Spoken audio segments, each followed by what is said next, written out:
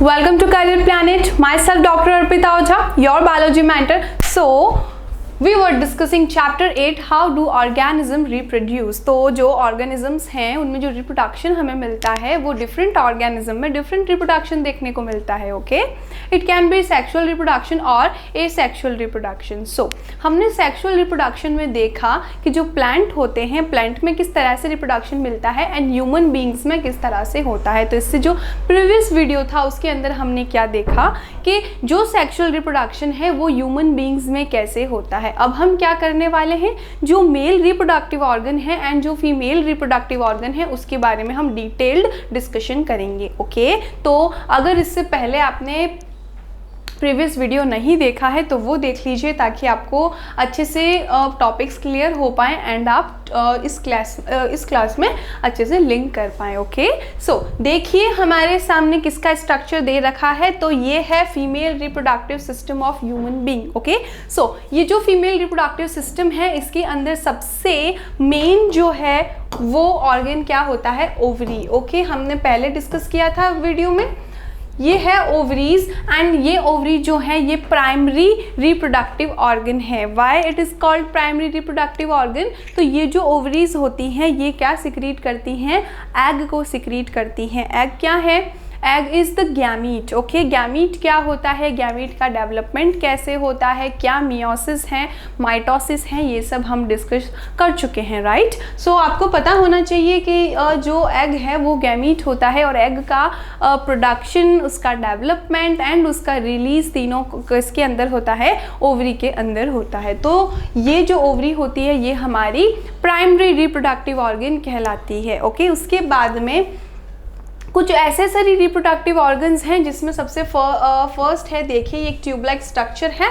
This is known as fallopian tube. Okay, इसे uterine tube भी कहते हैं और फेलोपियन ट्यूब भी कहते हैं. ये फेलोपियन ट्यूब क्या करती हैं, तो इसके पास देखिए आपको ये फिंगर लाइक प्रोजेक्शन से निकला हुआ एक स्ट्रक्चर दिखाई दे रहा है. इस तरह से ये क्या करता है, जब भी ओवरी से एग रिलीज होता है इस एग को ये क्या करता है, कलेक्ट कर लेता है एंड ये एग ट्रैवल करते हुए फेलोपियन ट्यूब में यहाँ तक पहुँचता है. ओके, एंड यहाँ पर क्या होता है, अगर इस पाथ के थ्रू मेल गैमीट एंटर करे फीमेल बॉडी में. ओके, फीमेल बॉडी के अंदर मेटिंग के थ्रू, जो हमने कॉप्यूलेशन वर्ड पढ़ा था, कॉप्यूलेशन के थ्रू अगर क्या कर रहा है, मेल गैमीट जो स्पर्म है वो एंटर करे किसके अंदर, फीमेल जेनाइटल ट्रैक्ट में. This tract is known as female genital tract. तो फीमेल जेनाइटल ट्रैक्ट में एंटर करते हुए अगर वो पहुंच जाए आपके एग के पास तो क्या होगा, स्पर्म एंड एग का फ्यूजन हो जाएगा. स्पर्म एंड एग के फ्यूजन को हम फर्टिलाइजेशन कहते हैं.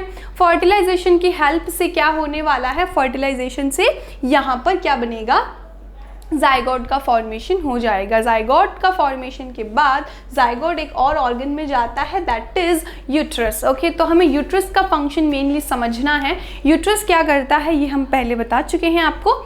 यूट्रस ब्लड की लेयरिंग बनाता जाता है. ये यूट्रस की सबसे इनर मोस्ट लेयर होती है. Inner most layer is known as endometrium. Endometrium जो होती है ब्लड की लेयरिंग होती है और ब्लड जो है इसके अंदर कलेक्ट होता रहता है. ओके, ये ब्लड की लेयरिंग क्या करेगी, जो ये जाइगोट आया है फर्टिलाइज्ड जो एग है वो क्या करेगा, जाइगोट के फॉर्म में यहाँ पर अटैच हो जाएगा. ओके, इस पॉइंट पे ये अटैच हो जाता है हमारी एंडोमेट्रियम लेयरिंग पर और ये पूरी ब्लड की बनी हुई होती है, ब्लड एंड म्यूकस की बनी होती है. तो अब क्या होता है, जब जाइगोट इसके अंदर अटैच हो जाता है देन अब जाइगोट का क्या होगा, यहाँ पर डेवलपमेंट होगा, बहुत सारा सेल डिवीजन देखने को मिलेगा एंड उसके बाद किसका फॉर्मेशन हो जाएगा, एम्ब्रियो का फॉर्मेशन हो जाएगा. एम्ब्रियो फॉर्म होने के बाद कंटिन्यूसली डेवलपमेंट चलता रहता है एंड देन क्या होता है, आपके फुल्ली डेवलप्ड चाइल्ड का फॉर्मेशन हो जाता है. ओके, और इस एम्ब्रियो को हम क्या करते हैं, इसी फीमेल जेनाइटल ट्रैक्ट के थ्रू बॉडी से बाहर निकाल देते हैं. That is the process of reproduction in the female. Okay, so ये हमारे पास सेकेंड ऑर्गन हो गया, दैट इज यूट्रस. ओके, तो जो हमारी फेलोपियन ट्यूब है एंड यूट्रस है ये सारे ही रिप्रोडक्टिव ऑर्गन्स हैं. ओके, उसके बाद यूट्रस के बाद आपको नेक्स्ट देखने को मिल रहा है सर्विक्स. तो ये सर्विक्स होती है. सर्विक्स क्या है, यूट्रस और वेजाइना को कनेक्ट करने वाला junction is known as cervix. Okay, and the last part is vagina. Vagina is the male female genital tract. Okay, और वेजाइना जो होती है वो आगे जाकर ओपन हो जाती है वल्वा के अंदर। ओके, तो यहाँ तक का सारा पार्ट होता है फीमेल रिप्रोडक्टिव सिस्टम का। तो एक बार हम देख लेते हैं फीमेल रिप्रोडक्टिव सिस्टम के सारे points. 1 minute. So that is female reproductive system. Here we are. So it consists of the following component. ये इसमें कौन कौन से फॉलोइंग कंपोनेंट्स हैं देखिए। First is the ovary. Okay, हमने ओवरी देखा। ओवरी के बाद में आपको क्या मिल रहा है? द नेक्स्ट इज ओवरी के बाद आती है फैलोपियन ट्यूब या फिर इन्हें ओविडक्ट भी कहते हैं। Okay, so the next is uterus, cervix and vagina. तो ये आपका पूरा क्या बनाते हैं? फीमेल रिप्रोडक्टिव सिस्टम का फॉर्मेशन करते हैं। तो फीमेल रिप्रोडक्टिव सिस्टम में क्या होती है? 1 पेयर ऑफ ओवरीज होती है, 1 पेयर ऑफ फैलोपियन ट्यूब्स और ओविडक्ट होती है। देन होगा यूट्रस और वूम्ब, और उसके बाद में वजाइना या बर्थ कैनाल। तो जो वजाइना होती है इसे बर्थ कैनाल कहते हैं। Why it is known as birth canal? Because जो चाइल्ड है, डेवलप्ड चाइल्ड है, वो इसी कैनाल के थ्रू क्या करता है? बाहर ये आता है। Okay, so that is it is known as birth canal. And uterus को वूम कहते हैं क्योंकि इसके अंदर जो है बेबी 9 मंथ तक रहेगा। So it is all known as female reproductive system. Okay, तो इसके साथ ही हम देखें जितने भी ऑर्गन्स हैं, that is ovary, fallopian tube, uterus और वेजाइना, इन सब का क्या इंडिविजुअल फंक्शन है। तो अब हम सारे के स्ट्रक्चर एंड फंक्शंस भी देखेंगे। Okay, so the first is ovary. Each ovary is almond shaped and present inside abdominal cavity. तो हमारी बॉडी में डिफरेंट कैविटी होती है। ओके, तो जो एब्डोमेन कैविटी होती है ये है thoracic cavity, then abdomen cavity. तो जो एब्डोमेन कैविटी है उसके अंदर क्या प्रेजेंट होती है? ओवरीज प्रेजेंट होती हैं। ओवरीज बहुत ही ज़्यादा डेलिकेट एंड स्मॉल ऑर्गन है और इसका शेप कैसा होता है? आलमंड शेप की ये होती है। Is that clear? And present inside the abdominal cavity at the time of birth, each girl child already contain thousands of immature ova. So very important line for you guys. क्या कह रहे हैं? जो ovary है, अब देखिए जब भी कोई फीमेल गर्ल जो ऑफ कोर्स जब भी कोई फीमेल इंडिविजुअल है उसका बर्थ होता है तो फीमेल के साथ ही ऑफ कोर्स ओवरीज होंगी। That's why this body is known as female body, क्योंकि उनके पास ओवरीज प्रेजेंट है। तो सारी जितनी भी फीमेल हैं अब उनके बर्थ के टाइम ही उनकी ओवरीज में क्या होते हैं? थाउजेंड्स ऑफ ओवा होते हैं। बट ऑल दीज ओवा आर इमेच्योर, बट ये इमेच्योर है। ओके, जैसे हम इसको एग्जाम्पल से समझें, अभी जस्ट एक फीमेल का बर्थ हुआ है तो वो जो फीमेल पैदा हुई है उसी वक्त उसकी ओवरीज के अंदर बहुत ही छोटी ओवरीज होती हैं, बिल्कुल भी डेवलप्ड नहीं है। साथ ही इनके अंदर क्या होंगे? इमेच्योर ओवा मिलेंगे। ये इमेच्योर ओवा जो है मैच्योर कब होंगे? ये वेट करेंगे प्यूबर्टी का। ओके, हमने पढ़ा था प्रीवियस वीडियो में प्यूबर्टी क्या होती है, किस टाइम प्यूबर्टी आती है एंड क्या क्या प्यूबर्टी के कैरेक्टरिस्टिक्स होते हैं और उनके कैरेक्टरिस्टिक्स के साथ साथ क्या क्या उनके फीचर्स होते हैं। ओके, तो ये सब हम पहले पढ़ चुके हैं। तो जो हमारी ओवरीज हैं ये ओवरीज काफ़ी सारे थाउजेंड्स ऑफ इमेच्योर ओवा के साथ ही फीमेल बॉडी का बर्थ होता है। ओके, देन वो प्यूबर्टी तक पहुंचेगी। प्यूबर्टी स्टेज में क्या होगा? ये इमेच्योर एग जो है मैच्योर होने लगेंगे। अब सारे एग्स एक साथ मैच्योर नहीं होते, एग्स का पूरा ही डेवलपमेंट होता है। ओके, हमारी बॉडी में ग्राफियन फॉलिकल होती है ओवरीज के अंदर, आपको इतना ये टर्म लर्न करने की ज़रूरत नहीं है। तो ये जो हैं कंटिन्यूसली डेवलप होती है। फिर क्या करेंगी? ओवरी जो है अपने अंदर से जो फुल्ली डेवलप्ड एग है उसको रिलीज कर देती हैं। Is that clear? Okay, so these ova start maturing only from the time of puberty. Yes, we know that only one ovum is produced by one ovary in 1 month. Okay, so ये हम पहले भी पढ़ चुके हैं। जो एक ovary है एक मंथ में एक ही एग को रिलीज करती हैं। दोनों ओवरीज एक साथ नहीं करती, बट कुछ कंडीशंस में ऐसा हो जाता है, एनवायरमेंटल कंडीशंस बदल जाए या कुछ भी चेंजेस हो जाए बॉडी में तो दोनों ओवरीज कर देती हैं। बट जनरल नॉर्मल कंडीशन में 1 मंथ में 1 ओवरी से ओनली 1 एग का रिलीज होता है। दोनों में से कोई भी ओवरी हो सकती है। ओके, सो देन उसके बाद क्या होता है? And each ovary releases an ovum in alternate month. Alternate month का मतलब क्या है? इफ इस मंथ में राइट साइड की ओवरी है उससे निकला है ओवम, देन क्या होगा, फिर लेफ्ट से राइट लेफ्ट ऐसे कंटिन्यूसली चलता रहता है. Okay, so the release of an ovum from the ovary into the abdominal cavity is known as ovulation. Okay, so new term for you, ovulation. What is ovulation, क्या होता है ovulation? तो जो ovary हैं, ovary से egg का release होना is known as ovulation. सो हमने मेंस्ट्रुअल साइकिल देखी थी. मेंस्ट्रुअल साइकिल कितने डेज की होती है? 28 डेज की एवरेज होती है. तो 28 डेज वन से लेकर जो 28 डेज हैं, इसके अंदर जो 14th डे होता है, और जनरली नॉर्मल बता रहे हैं आपको, it can vary from individual to individual. 14th day पर आपको क्या देखने को मिलेगा? ओव्यूलेशन देखने को मिलेगा. ओके, सो आप ये पॉइंट लर्न रखें. 14th डे पर क्या है? ओव्यूलेशन होता है. से फिर देखिए फंक्शन ऑफ ओवरी, क्या क्या फंक्शन है ओवरी के? टू प्रोड्यूस एंड रिलीज ओवा. यस, वी नो दैट जो हमारी ओवरीज हैं वो क्या करेंगी? ओवा को प्रोड्यूस करेंगी और release करवाएंगी.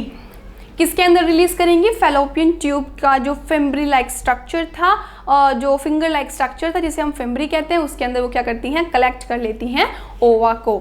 So to produce female reproductive hormones, and the second function of ovary is that they produce hormone. कैसे hormone produce करेंगे? Of course it is a reproductive organ. So ये सेक्स हार्मोन को release करवाती है. तो female में sexual hormone कौन से होते हैं?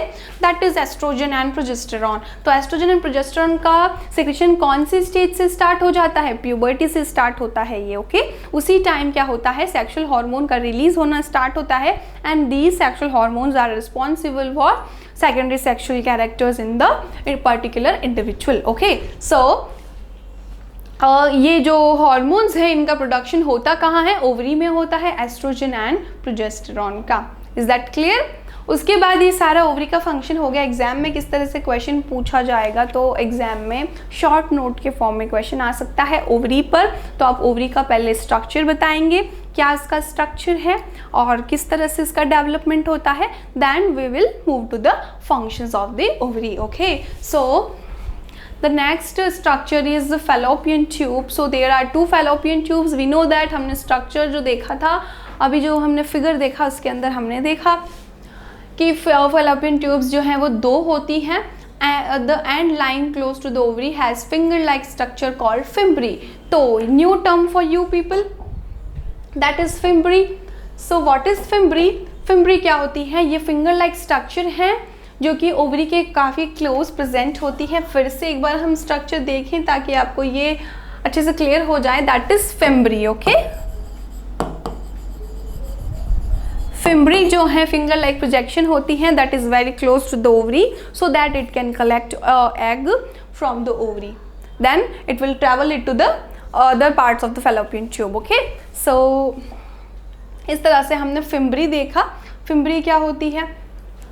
The two fallopian tube unite to form an elastic bag-like structure called uterus. तो दोनों जो इधर से एंड इधर से दो क्या थी, इनके पास शेप थे फिम्ब्री के. फिम्ब्री से other parts of the fallopian tube बनते हैं और वो दोनों कंबाइन होके एक बैग लाइक स्ट्रक्चर का फॉर्मेशन कर देते हैं. And this bag like structure is known as uterus. Okay, so इसे हम क्या कहेंगे? यूट्रस कहेंगे. Function of the fallopian tube, क्या फंक्शन है फैलोपियन ट्यूब के? तो it is the site of fertilization. Okay, very important line. This is the site of fertilization between the male and the female gamete and formation of zygote early embryo. तो क्या होगा? हम ऐसा assume करें that is fallopian tube, इधर भी है fallopian tube, दोनों यहाँ पर जंक्शन पे कंबाइन होकर एक बैग लाइक स्ट्रक्चर में ओपन हो जाती हैं which is known as uterus. And ये आपकी बर्थ कैनाल है और यहाँ पर क्या प्रेजेंट है? सर्विक्स प्रेजेंट है. तो ये इस तरह से हमने स्ट्रक्चर ड्रॉ किया. तो जो ये हमारी फैलोपियन ट्यूब है, यहाँ पर क्या होता है? मान लीजिए आपके पास जो एग है वो रिलीज होके आया, that is ovary for you. And यहाँ से क्या हुआ? एग रिलीज हुआ. इस एग को किसने कलेक्ट कर लिया? फिम्ब्री ने कलेक्ट कर लिया. एंड ये ट्रैवल होते हुए यहाँ पर एग पहुँच गया. और ये जो हमारी बर्थ कैनाल है, फीमेल जेनाइटल ट्रैक्ट है. फीमेल जेनाइटल ट्रैक्ट से किसकी एंट्री हुई?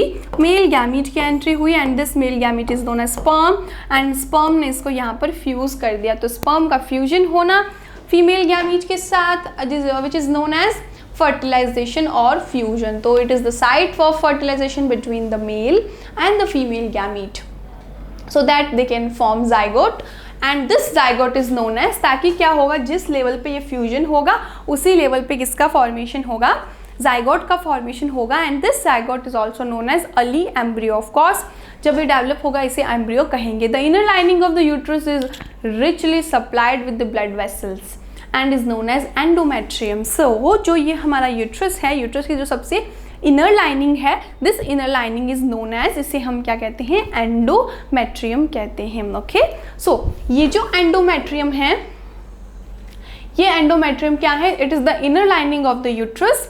ये यूट्रस की इनर लाइनिंग होती है, इनके पास रिच ब्लड सप्लाई होती है and the narrow end of the uterus is called cervix. और जो यूट्रस का सबसे लास्ट नैरोएस्ट पार्ट है इसे हम सर्विक्स कहते हैं. Is that clear? सो ये हमने यूट्रस को भी देख लिया. यूट्रस जो होता है काफ़ी बैग लाइक स्ट्रक्चर होता है, ये बहुत ही इलास्टिक होता है. इलास्टिक का मतलब क्या है, जब अभी मान लीजिए फॉर एग्जाम्पल जो अभी यूट्रस है उसकी साइज़ बहुत ज़्यादा छोटी है, बट जब इसके अंदर बेबी का डेवलपमेंट होगा देन यूट्रस की मसल्स इतनी ज़्यादा इलास्टिक होती हैं कि ये स्ट्रेच करती जाती हैं एंड यूट्रस की साइज़ जो है बड़ी होती जाती हैं. तो इनकी जो मसल्स हैं वो हाईली इलास्टिक होती है. Okay, and very strong also, बहुत ही स्ट्रॉन्ग है क्योंकि इसके अंदर बेबी का डेवलपमेंट होना है. 9 मंथ तक वो जो यूट्रस है बेबी को होल्ड करके रखेगा. दैट्स वाई ये बहुत ही स्ट्रॉन्ग एंड इलास्टिक मसल होती हैं और इन्हीं मसल से हमारा यूट्रस बना होता है. और ये जो यूट्रस है साथ में ही इसके सबसे जो इनर मोस्ट लाइनिंग होती है, इस इनर मोस्ट लाइनिंग को हम क्या कहते हैं, it is known as endometrium. इसके पास ब्लड सप्लाई होती है ताकि ब्लड की लेयरिंग बनती जाए एंड फिर क्या होगा, अगर एग फर्टिलाइज्ड हो गया तो ब्लड की लाइनिंग के अंदर क्या होगा, एम्ब्रियो का डेवलपमेंट होगा. बट अगर ये फर्टिलाइज नहीं हुआ देन इस ब्लड को बॉडी से बाहर निकाल दिया जाएगा and this process is known as menstruation. Right, तो ये ही होता है मेंस्ट्रुएशन. तो यहाँ तक सारा पॉइंट आपको आई होप क्लियर है. The narrow end of the uterus is called cervix. तो नैरोएस्ट एंड जो है वो यूट्रस का जो एंड पॉइंट है which is known as cervix. What is the function of uterus? So the function of uterus is the embryo formed in the fallopian tube comes down and gets attached to the endometrium. This process is known as implantation. तो जब egg release होता है this process is known as ovulation. Ovulation के बाद जब egg fallopian tube में fuse होता है मेल गैमेट से, this process is known as fertilization. ये फर्टिलाइज्ड एग जिसे हम जाइगोट कहेंगे, ये जाइगोट जो है जो हमारी एंडोमेट्रियम है वहाँ जाकर अटैच हो जाता है and this process is known as implantation. तो एंडोमेट्रियम में आपकी जाइगोट का अटैच हो जाना is known as implantation and develops for the next 9 month till the baby is delivered. जब बेबी डिलीवर होगा उसमें 9 मंथ का पीरियड लगेगा, तो till the 9 month a baby will developed here. Okay, so it is जो ये प्रोसेस था it is known as implantation. तो यहाँ तक हम यूट्रस का फंक्शन देख चुके हैं. कौन कौन से प्रोसेसेस हमने पढ़े, क्या आप मुझे फिर से बता सकते हैं? फर्स्ट प्रोसेस हमने क्या देखा था, ओवरीज के अंदर गैमीट का फॉर्मेशन होता है, यहीं से स्टार्ट हुआ पूरा रिप्रोडक्टिव पार्ट.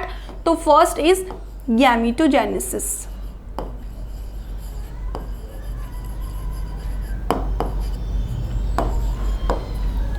गैमीटोजेनेसिस के बाद क्या होता है, गैमीट जो है बन गया. अगर फीमेल की बात करें तो किसका फॉर्मेशन हुआ, फीमेल के अंदर एग का फॉर्मेशन हुआ. फिर उस एग को ओवरी से बाहर निकालेंगे जिसे हम क्या कहेंगे, ओव्यूलेशन. देखिए स्टूडेंट, एग कहें ओवम कहें एक ही बात है और ओवम का प्लूरल वर्ड होता है ओवा. तो आप ओवा, ovum and egg and female gamete चारों में कंफ्यूज नहीं होंगे. ओके, आप नोट कर लीजिए पॉइंट. फीमेल गैमीट को ही हम एग कहते हैं या फिर हम इन्हें ओवम कहते हैं और ओवम अगर एक से ज़्यादा है तो इसे हम ओवा कहते हैं. Okay, so second point is ovulation. फिर क्या होता है, fertilization and the next part is fertilization के बाद क्या होगा, इम्प्लांटेशन.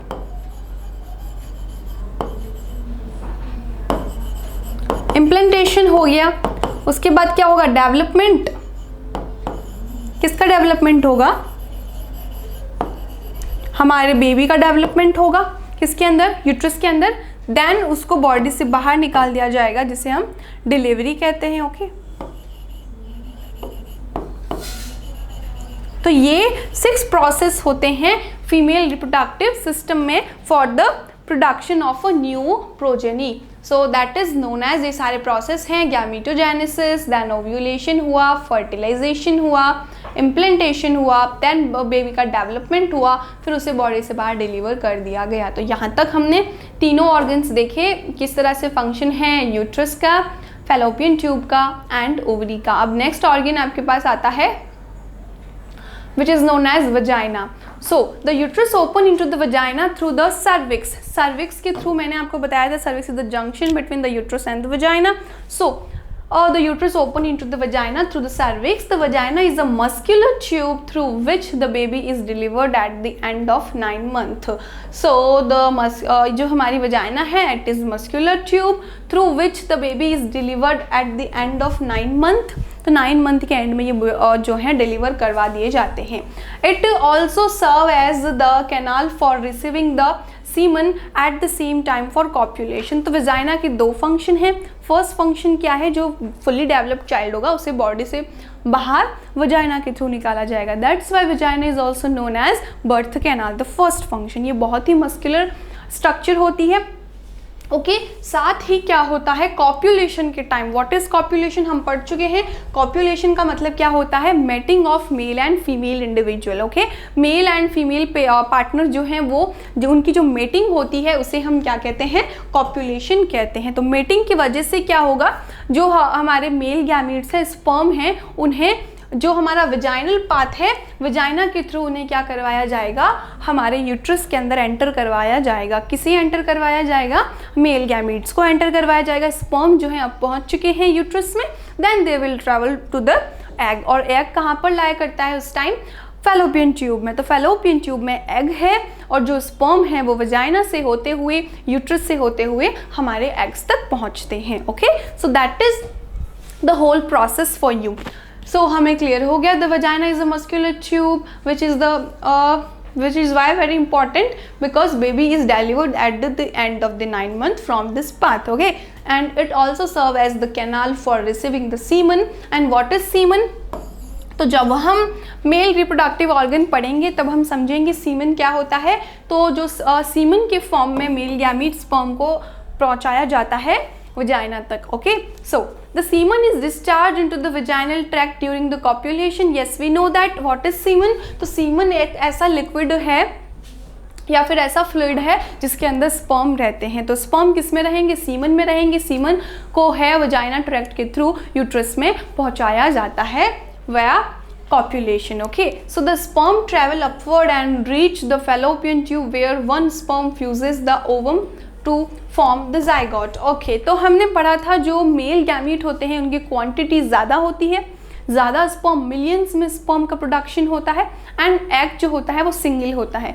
तो अब इतने सारे स्पर्म आते हैं, कुछ स्पर्म्स जो हैं यूट्रस की जो इनिशियल लेवल तक ही डिस्ट्रॉय हो जाते हैं, कुछ और आगे ट्रैवल करते हैं, कुछ पूरा यूट्रस को ट्रैवल कर दिया बट फैलोपियन ट्यूब तक नहीं पहुंच पाते। तो ऐसे काफ़ी सारे स्पर्म वेस्ट हो जाते हैं। Only a single sperm can fuse egg. जब एक सिंगल स्पर्म एग को फ्यूज कर देता है, देन एग की सारी लेयरिंग इस तरह से सेट हो जाती है कि जो दूसरा स्पर्म है नाउ अब वो एंटर नहीं कर पाएगा। ओके, सो ये प्रोसेस होता है। स्पर्म ने फ्यूज कर दिया एग को, तो ऐसा समझ लीजिए आपके एग जो है उस पर पूरा लॉक लग चुका है। अब दूसरे स्पर्म जो है वो एंटर नहीं कर पाएंगे, तो सारे अदर जो मिलियन स्पर्म्स हैं वो वेस्ट हो गए। Only a single sperm will form the new child. Okay, so इस तरह का ये पूरा प्रोसेस रहता है। The zygote divide and redivide, तो कंटिन्यूसली उसमें डिवीजन होता है। एंड उसके बाद क्या होता है, as it descend into the uterus, then वो क्या करेगा, यूट्रस के अंदर आएगा, and the embryo gets implanted in the endometrium. तो endometrium is the inner lining of the uterus. तो inner lining of the uterus पर क्या होगा, जो हमारा जाइगोट है वो डिसेंड होते हुए आएगा एंड वहाँ पर इम्प्लांट हो जाएगा। The endometrium thickness thicken so to receive the embryo. तो एंडोमेट्रियम की वॉल थिकन होती जाती है। क्या होगा, उसमें ब्लड जो है कंटिन्यूसली फिल होता जाएगा एंड मोटी लेयरिंग्स बन जाएंगी, काफ़ी थिक हो जाएगी वो, सो दैट चाइल्ड जो है अच्छे से उसके अंदर डेवलप हो पाए। Is that clear? फिर हम देखें नेक्स्ट क्या है, the embryo gets nutrition from the mother's blood with the help of a special tissue called placenta. New term for you, which is placenta. What is placenta?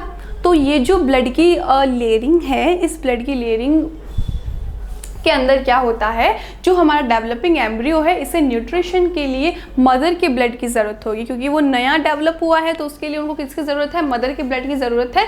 और ये जो process है, इसके लिए हमें एक स्पेशल टिश्यू की ज़रूरत होती है, and this tissue is known as placenta, which is a disc like structure embedded in the uterine wall. तो जो यूट्रस होती है, इसकी वॉल में एक डिस्क लाइक स्ट्रक्चर होती है, ये डिस्क लाइक स्ट्रक्चर प्लासेंटा कहलाती है, और इसी प्लासेंटा के थ्रू क्या होगा, बेबी जो है वो क्या लेगा, न्यूट्रिशन लेगा। It contain finger like villi on the embryo side, embryo की साइड पर फिंगर लाइक विलाय होती है, और उससे क्या होगा, वहाँ से एम्ब्रियो को न्यूट्रिशन मिलेगा।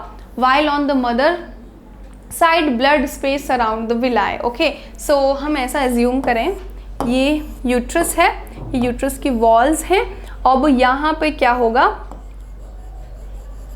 कुछ इस तरह से ये ब्लड वेसल्स निकली हुई हैं, और यहाँ पर ये फिंगर लाइक स्ट्रक्चर है, ये पूरी डिस्क है। देन ये क्या होगा, यहाँ पर एक कॉर्ड होती है which is known as umbilical cord, और वो जो अम्बिलिकल कॉर्ड है वो यूट्रस से कनेक्टेड होती है, और वो एम्ब्रियो से कनेक्टेड होती हैं। ओके, ये हमारा पूरा यूट्रस ऐसा एज्यूम कीजिए।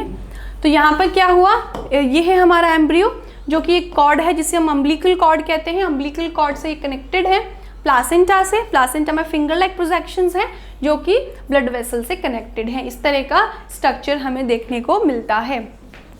Is that clear? It contain finger like villi on the embryo side, while on the mother side blood space surround the villi. So villi का मतलब क्या है, finger like projection, you know that villi provide a large surface area for glucose and oxygen to pass from mother to the developing embryo। जो हमारा developed embryo है, then अब क्या चाहिए, उसे न्यूट्रिशन चाहिए ताकि वो अच्छे से ग्रोथ कर पाए, न्यूट्रिशन, एंड इसको ऑक्सीजन चाहिए, ऑक्सीजन है, ग्लूकोज है, देन उससे उसको एनर्जी मिलेगी सो दैट वो सारे लाइफ प्रोसेस को अटेन कर पाए एंड उनको डेवलप कर पाए।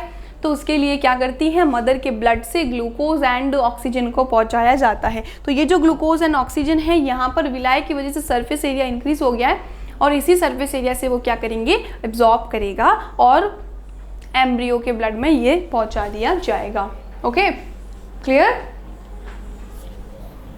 And the waste of pass from the embryo to the mother through the placenta. तो प्लासेंटा के थ्रू और भी क्या होता है, एक तो न्यूट्रिशन पहुंचा मदर से एम्ब्रियो में, और एम्ब्रियो का जो वेस्ट प्रोडक्ट है वो प्लासेंटा के थ्रू फिर से मदर के ब्लड में पहुंचा दिया गया। यानी कि जो सारा मेटाबॉलिक फंक्शन है, it is also known as metabolic function. तो सारा जो मेटाबॉलिक फंक्शन है वो मदर के ब्लड में होता है, देन उसको ट्रेवल करवाया जाता है एम्ब्रियो तक।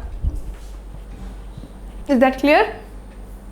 When the embryo start resembling a human is formed, it is termed as fetus। अब अगर ये जो एम्ब्रियो है इनिशियली ये सेल लाइक स्ट्रक्चर होगा, सेल में डिवीजन होगा, रीडिवीजन होगा, एंड एक सेल्यूलर मास बन जाएगा। ये सेल्यूलर मास जो है जब थोड़ा ह्यूमन बीइंग जैसा रिजेंबल करने लग जाएगा, उसकी तरह उसकी अपीयरेंस आ जाएगी, देन हम इसे अब क्या बोलेंगे, फीटस।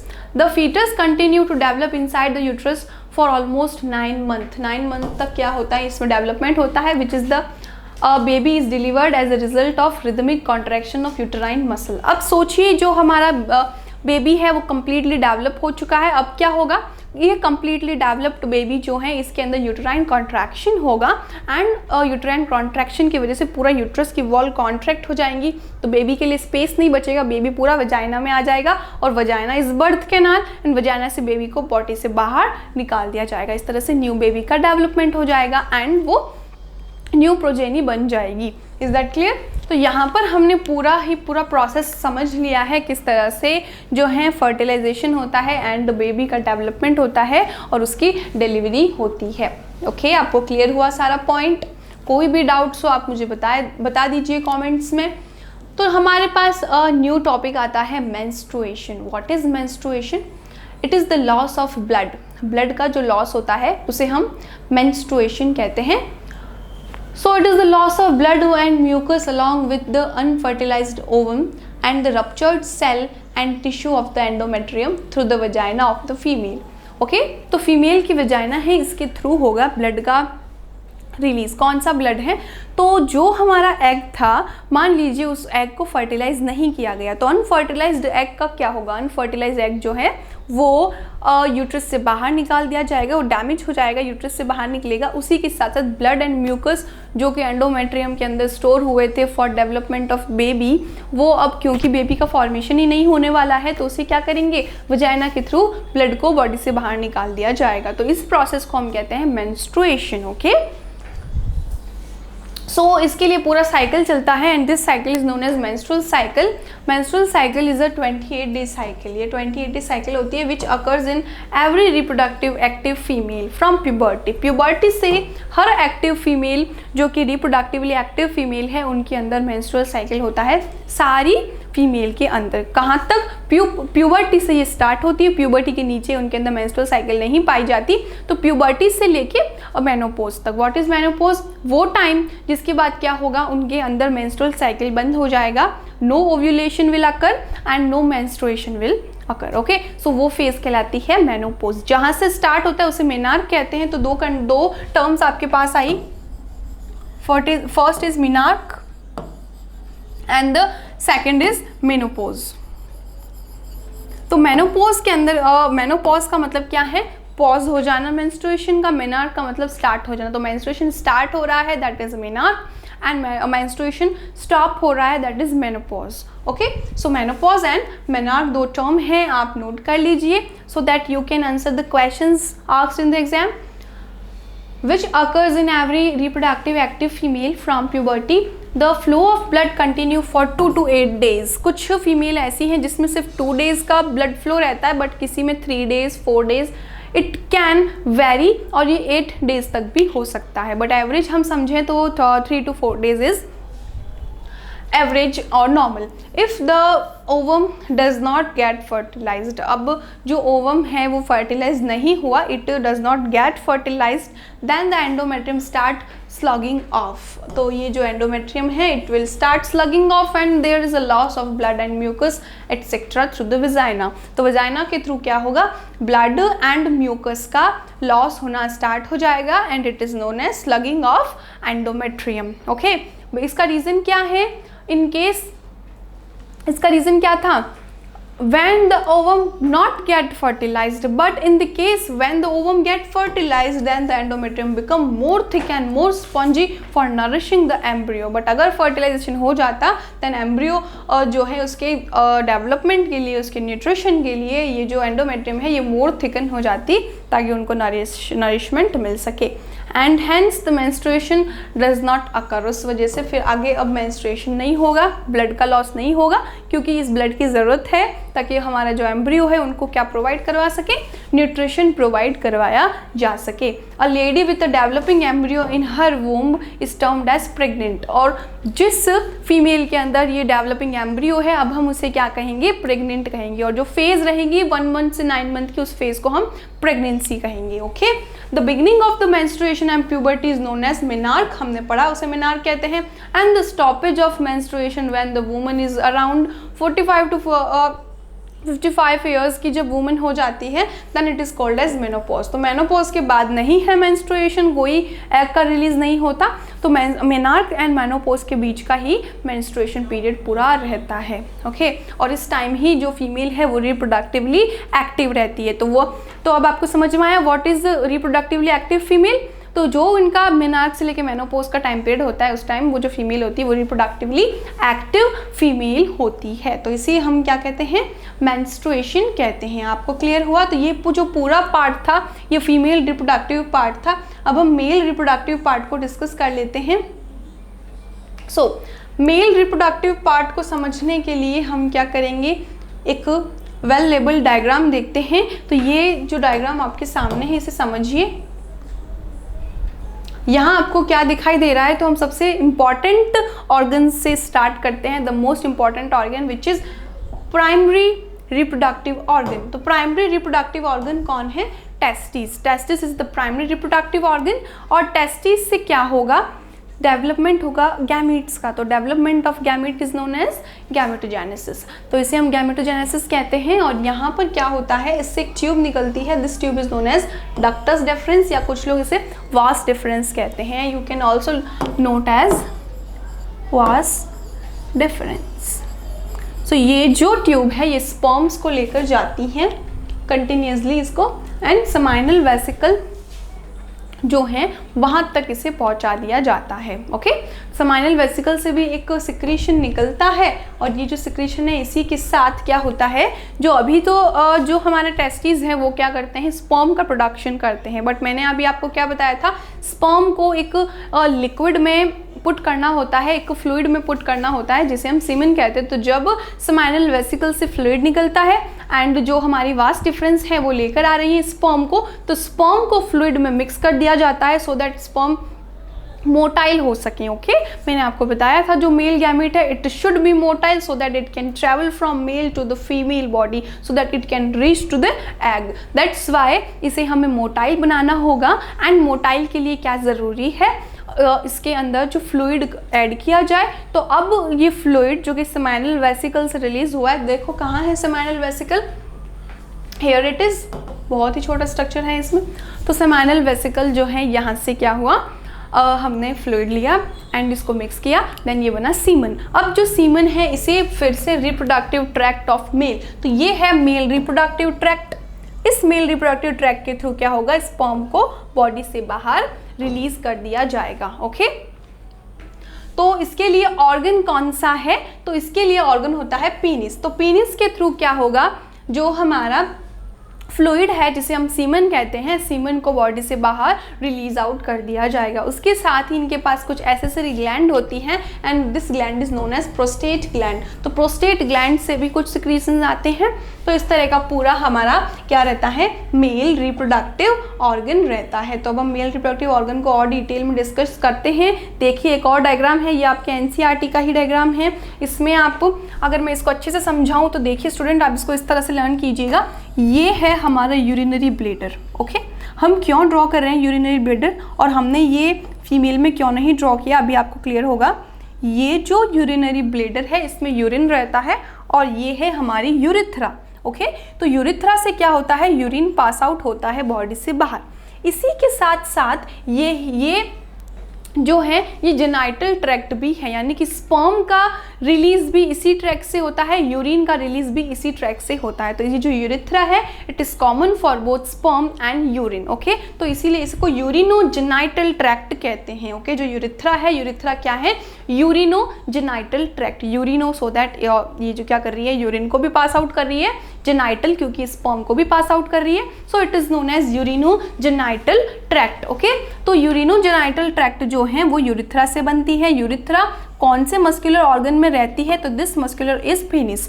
ओके, तो पेनिस के अंदर जो है यूरिथ्रा लाया करती है। इज दैट क्लियर, समझ में आई आपको बात। और इसके पास कुछ मस्कुलर स्ट्रक्चर होता है। फिर जो हमारा यूरिनरी ब्लैडर है, यूरिनरी ब्लैडर, एक सेकेंड थोड़ा स्मॉल ड्रॉ कर लें ताकि हम दूसरे स्ट्रक्चर्स भी ड्रॉ कर पाएँ।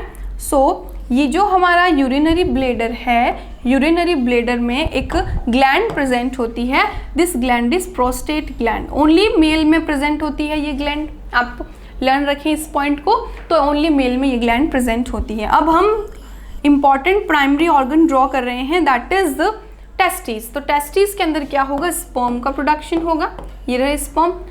तो स्पर्म का प्रोडक्शन होता है टेस्टिस में, एंड टेस्टिस से एक हाईली कॉइल्ड स्ट्रक्चर बनती है जिसे हम कहते हैं एपिडिडाइमिस। क्या कहेंगे इसे हम, एपिडिडाइमिस। एपिडिडाइमिस से किसका फॉर्मेशन होगा, यहाँ से बनेगी वास डिफरेंस। तो इस तरह से वास डिफरेंस इधर से एंड इधर से निकलती है। तो तुम्हें पता है यूरिनरी ब्लैडर के अंदर क्या आती है, यूरेटर आती है किडनी से। हम एक्सक्रीटरी सिस्टम में पढ़ चुके हैं, नहीं याद है तो एक बार नोट्स एंड बुक खोल के देखिए, आपको पता चलेगा। सो यूरिनरी ब्लैडर के अंदर आती है यूरेटर। तो जो हमारी वास डिफरेंस है, ये वास डिफरेंस इसको इस तरह से यहाँ से टर्न होते हुए एंटर करती है यूरिथ्रा में। देखिए आप समझ में आ रहा है आपको, और ये इस तरह से टर्न होते हुए इसके अंदर एंटर करती है। और इसी के बीच ट्रैक्ट में क्या मिलेगा आपको, one pair of seminal vesicle, ये रहा सेमाइनल वेसिकल। तो ये जो स्ट्रक्चर है इसको मैंने एलाबोरेट करके यहाँ पर समझाया है।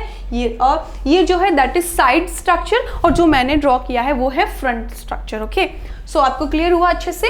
ये है आपका ब्लेडर, ये रहा। उसके बाद में इसमें प्रोस्टेट ग्लैंड थी, ये रही प्रोस्टेट ग्लैंड। उसके बाद में सेमाइनल वेसिकल आ रहे थे, वास डिफरेंस के ऊपर ही इनका सिक्रीशन था, ये रहा वास डिफरेंस। साथ ही इसके अंदर एक और ग्लैंड है, और वो ग्लैंड भी हम ड्रॉ कर लेते हैं।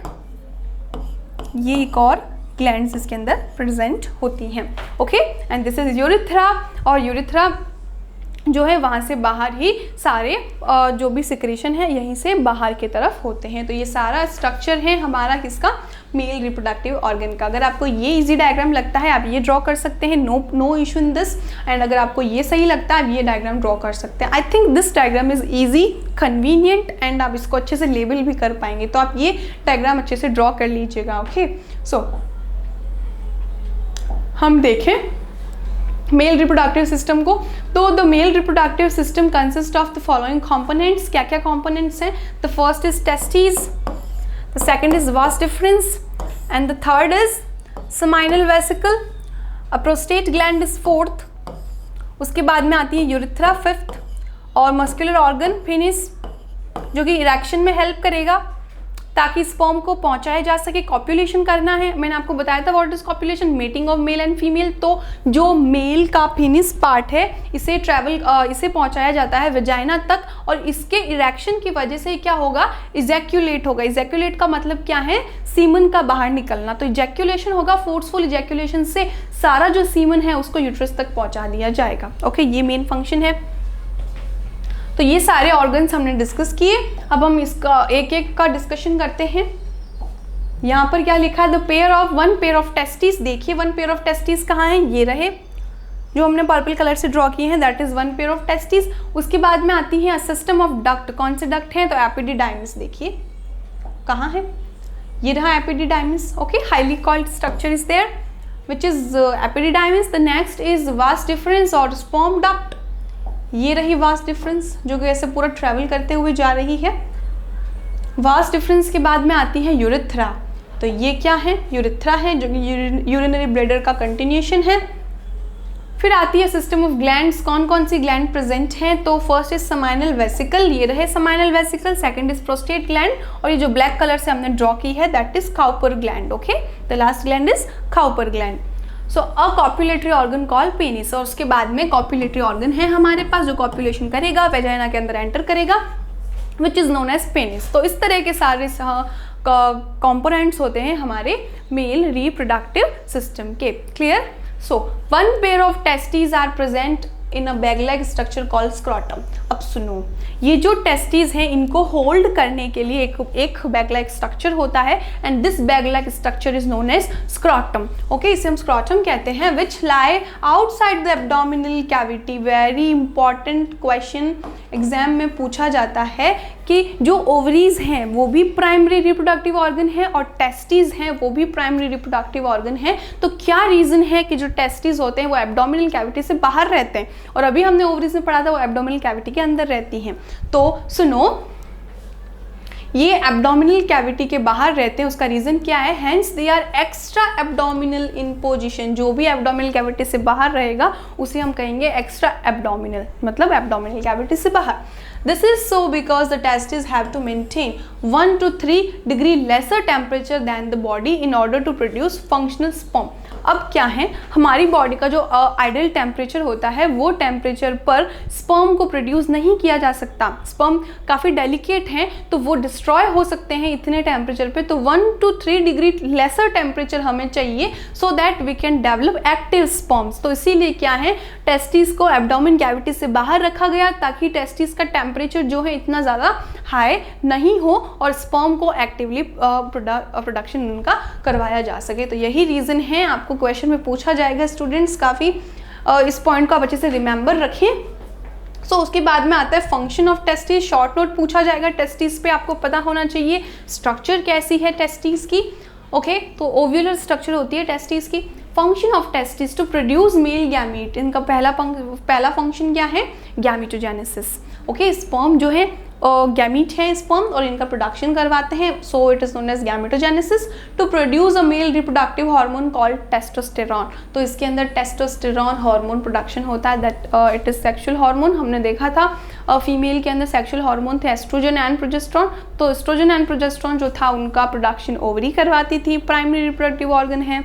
तो यहाँ पर जो टेस्टिस हैं वो टेस्टिस करवाते हैं production, which is responsible for producing sperm as well as secondary sexual characteristics in the male। तो secondary sexual characteristics के लिए और sperm के production के लिए, दोनों के लिए sexual hormone testosterone is important। Please आप लर्न रखें testosterone, क्वेश्चन इसके अंदर काफ़ी पूछा जाता है, ओके, वेरी इंपॉर्टेंट।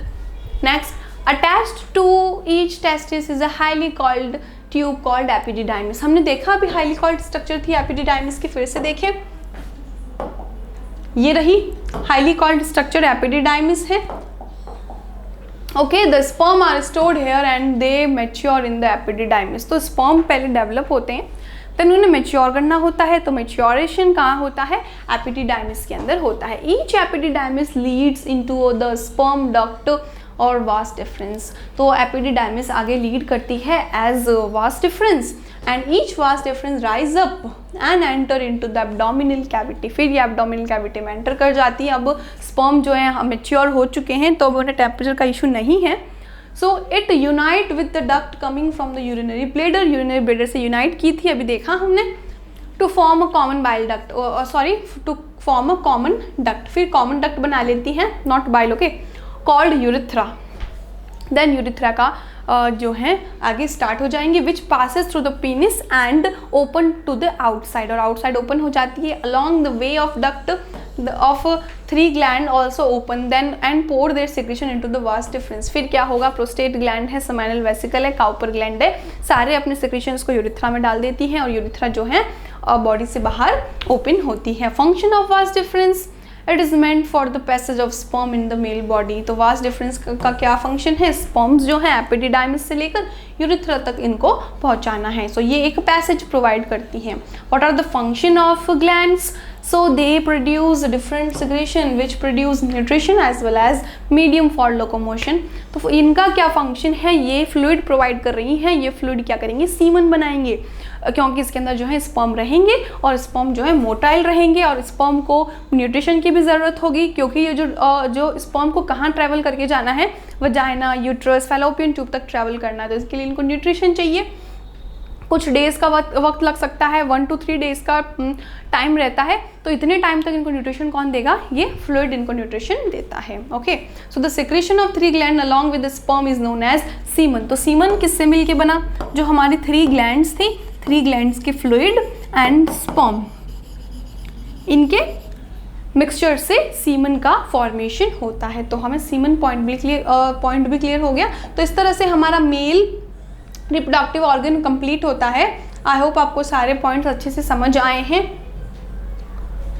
ओके, सो मेल का मेनली फंक्शन क्या था?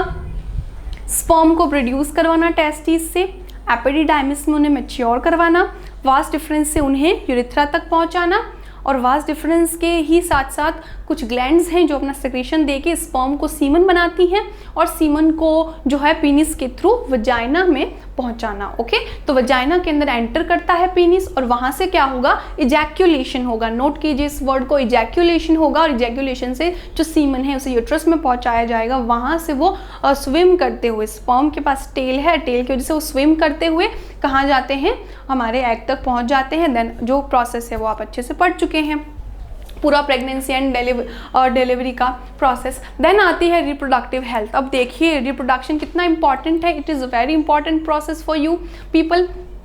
तो ये जो प्रोसेस है इसमें अब हमें क्या करना होगा? जो रिप्रोडक्टिव ऑर्गन है उनकी हेल्थ से रिलेटेड जो भी पॉइंट्स है वो हम रिप्रोडक्टिव हेल्थ में पढ़ते हैं, क्योंकि अगर रिप्रोडक्शन किसी भी तरह से जो है प्रॉब्लमेटिक हो गया तो सीधा क्या असर पड़ेगा, नेक्स्ट प्रोजेनी नहीं बनेगी, इसलिए रिप्रोडक्टिव हेल्थ हमारे लिए बहुत ज़्यादा ज़रूरी है। तो sexually transmitted diseases and birth control, तो इसके अंदर हम सेक्सुअली ट्रांसमिटेड डिजीजेज के बारे में पढ़ेंगे एंड बर्थ कंट्रोल के बारे में पढ़ेंगे। तो क्या होती है सेक्सुअली ट्रांसमिटेड डिजीजेज, तो आप देखते हैं कि रिप्रोडक्शन में क्या होता है, मेल पार्टनर का फीमेल पार्टनर के साथ मैटिंग हो रही है। तो मैटिंग हो रही है, एक बॉडी ऑर्गन दूसरे बॉडी ऑर्गन के अंदर एंटर कर रहा है, तो यहाँ पे चांसेस हैं, क्या चांसेस हैं कि कुछ भी तरह का कोई इन्फेक्शन, कोई डिजीज हो सकती है। कि मान लीजिए किसी मेल पेरेंट के अंदर कोई भी तरह का पैथोजन है, क्योंकि उसका जो सीमन है वो एंटर करेगा फीमेल बॉडी में, तो एक फ्लूइड दूसरी बॉडी में एंटर कर रहा है, तो काफ़ी चांसेस रहते हैं कि क्या हो, कुछ डिजीज, कुछ पैथोजन जो हैं वो ट्रैवल कर जाएं। Okay, so a number of disease occur as a result of sexual intercourse if one of the parent is infected, दोनों पार्टनर में से जो एक पार्टनर है अगर वो इन्फेक्टेड रहा तो काफ़ी चांसेस हैं कि क्या हो, सेक्सुअल इंटरकोर्स के टाइम, कॉपुलेशन को हम सेक्सुअल इंटरकोर्स भी कहते हैं, तो सेक्सुअल इंटरकोर्स के टाइम हो सकता है किसी भी तरह से आपको क्या देखने को मिले, कोई इन्फेक्शन की एंट्री देखने को मिले। So these disease are known as sexually transmitted diseases. They can be caused by bacteria, ये बैक्टीरिया की वजह से भी हो सकती है, फॉर एग्जाम्पल सिफिलिस, गोनोरिया, और caused by virus, for example HIV, AIDS, warts. तो देखिए आपको ये लर्न करने हैं अच्छे से, सिफिलिस है, गोनोरिया है, it is due to bacteria, and the next is due to virus, caused by viruses which is for example HIV, AIDS और वार्ड्स एक्सेट्रा। तो इनकी वजह से क्या होता है, सेक्सुअली डिजीजेज हो जाती हैं। The transmission of these disease can be avoided by using birth control measure such as wearing a condom during the sexual act. तो सेक्सुअल इंटरकोर्स के टाइम हम ऐसा क्या करें कि जो ये डिजीजेस हैं ये ट्रैवल ही नहीं हो पाए, तो उसके लिए हम कुछ बर्थ कंट्रोल मेथड्स करते हैं। उसमें एक आता है use of condom during the sexual intercourse. Sexual intercourse के टाइम हम कॉन्डम का यूज़ कर सकते हैं। सो व्हाट इज़ कॉन्डम, तो इससे रिलेटेड हम सब चीज़ें अब पढ़ते हैं। So birth control measure they can be mechanical, chemical और सर्जिकल। तो 3 टाइप्स के मेथड होते हैं, कोई मैकेनिकल हो जाए या फिर हमें कोई केमिकल यानी कोई मेडिसिन देनी हो, या फिर सर्जिकल कोई हमें सर्जरी करनी हो। तो 3 प्रोसेस हैं हमारे पास, तो हम एक एक करके देखते हैं। First is mechanical method. Mechanical method में क्या होता है, these are use to prevent passage of semen to the fallopian tube. तो देखिए बर्थ कंट्रोल क्यों ज़रूरी है, अगर कंटिन्यूसली सेक्सुअल इंटरकोर्स होता रहा मेल एंड फीमेल के बीच, तो जब जब एग फ्यूज़ होगा तब न्यू बेबी का प्रोडक्शन हो जाएगा। तो इस तरह से क्या होगा, पॉपुलेशन नहीं बढ़ जाएगी हमारे पूरे कम्युनिटी में। तो इसकी वजह से हमें पॉपुलेशन को भी कंट्रोल करके रखना है ताकि हम क्वालिटी ऑफ लाइफ में रह सकें, है ना।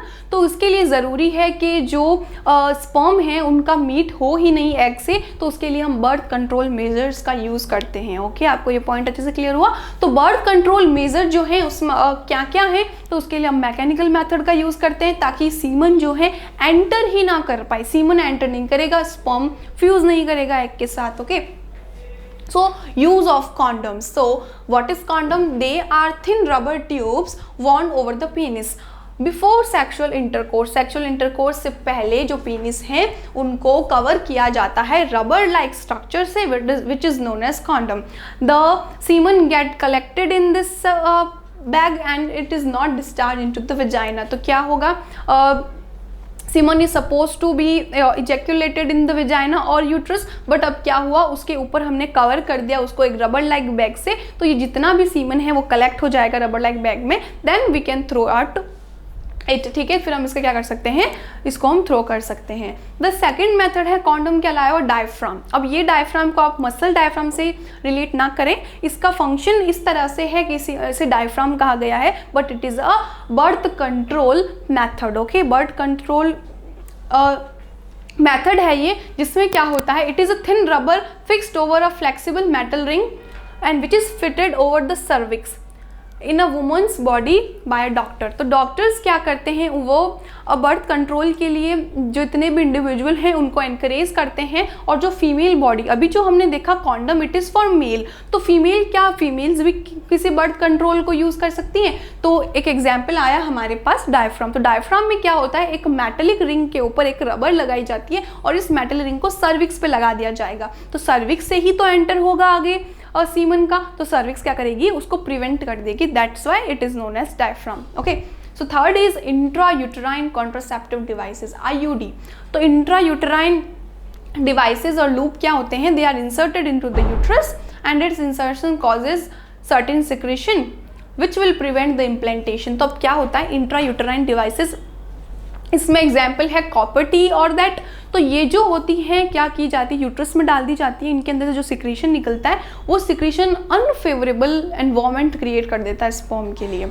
ओके, जो क्या करेगा, हो सकता है यूट्रस की लाइनिंग को थिक कर दे, स्पर्म ट्रैवल ना कर पाए, स्विम ना कर पाए, स्पर्म की वहीं पे डिस्ट्रॉय हो जाए। तो इस तरह के मेथड को हम क्या कहते हैं, IUD कहते हैं, इंट्रायूटेराइन डिवाइसेस। एग्जाम्पल क्या है, कॉपर टी, आपने ये नेम जनरली सुना होगा टीवी एडवर्टाइजमेंट वगैरह में। सो ये जो है इनका फंक्शन क्या है, जो स्पर्म है उनको किसी भी तरह से डैमेज कर देना। ओके, उसके बाद में आते हैं आपके पास केमिकल मेथड्स।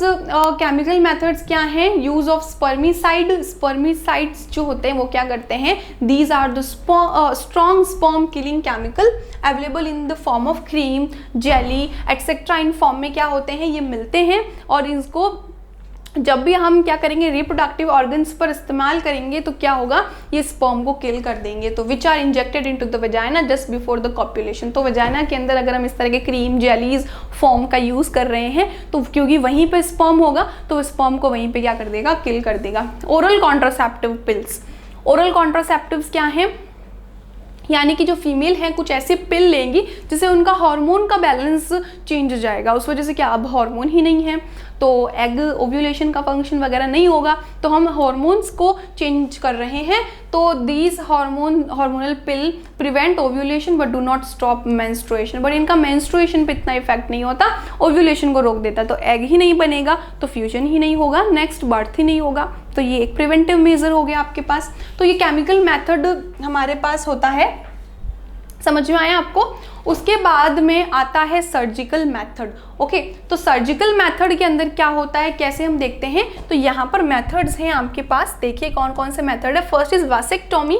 वासेक्टोमी में हम क्या करेंगे, it involve cutting and ligating the vas deferens. Vas deferens देखी थी, जो स्पर्म को ट्रैवल करके लेकर जा रही है। तो वास डिफरेंस के अंदर क्या होता है कि हम वास डिफरेंस को कट कर दें तो स्पर्म आगे ट्रैवल नहीं कर पाएगा, वहीं पर डैमेज हो जाएगा। तो फर्स्ट है वासेक्टोमी, किस में करेंगे हम, मेल में करेंगे ऑफ कोर्स, क्योंकि मेल में ही वास डिफरेंस प्रेजेंट है। तो सेकंड इज ट्यूबेक्टोमी। ट्यूबेक्टोमी के अंदर क्या होता है, जो फैलोपियन ट्यूब है उसे कट करके टाइटली क्लोज कर दिया जाए। ओके, तो second is tubectomy, it involves cutting and ligating reproductive organ fallopian tube in the female. Female में ऐसा होता है। नेक्स्ट इज द सबसे लास्ट फिर प्रोसेस यही है कि आप नहीं रोक पाए स्पर्म और एग को and they finally fertilised and zygote का फॉर्मेशन हो चुका है, फीमेल प्रेग्नेंट हो चुकी है, देन हमें चाहिए मेडिकल टर्मिनेशन ऑफ प्रेगनेंसी। तो इसे हम कहते हैं एबॉर्शन। एबॉर्शन के अंदर क्या होगा, eliminate the developing embryo. Embryo जो डेवलप हो रहा था उसे सीधा यूट्रस से बाहर निकालो ताकि वो आगे डेवलप ना हो पाए। कुछ स्टेजेस में ही वो हो सकता है, तो 3 to 4 days, 7 days, 1 month तक आप क्या कर सकते हैं, उसे टर्मिनेट कर सकते हैं, बॉडी से बाहर निकाल सकते हैं। This practice can however be misuse to carry out female foeticide. देखो कभी कभी क्या होता है, अगर हमें पहले से पता चल जाए कि ये फीमेल एम्ब्रियो है और कुछ लोग नहीं चाहते कि उनके घर में जो है फीमेल इंडिविजुअल का बर्थ हो, तो वो क्या करते हैं, स्पेशली जो फीमेल एम्ब्रियोज हैं, फीमेल एम्ब्रियोज को वो किल करवा देते हैं। तो ये मिस यूज हो जाता है हमारी MTP का, MTP यानी कि मेडिकल टर्मिनेशन ऑफ प्रेगनेंसी का। तो इसे इसीलिए ये प्रोसेस जो इसे बैन करवाया जाता है कि जो हम मेल और फीमेल हैं उनका जो सेक्स है हम पहले नहीं देख सकते। ओके, अदरवाइज हम पहले देख पाते थे, बट इंडिया के अंदर इसे बैन कर दिया गया है ताकि हम फीमेल फर्टिसाइड जो है इसे रोक सकें और इसको हम एबॉर्शन इसका नहीं हो, ठीक है, which involves the killing of the female foetus. तो फीमेल फीटस को बचाना ज़रूरी हो गया है क्योंकि बहुत लोग ऐसे हैं, कुछ अनएजुकेटेड कम्युनिटीज़ होती हैं जो कि क्या करती हैं, फीमेल फीटस को स्पेशली किल करवा देती है, उनका एबॉर्शन करवा देती है। That is very wrong. Okay,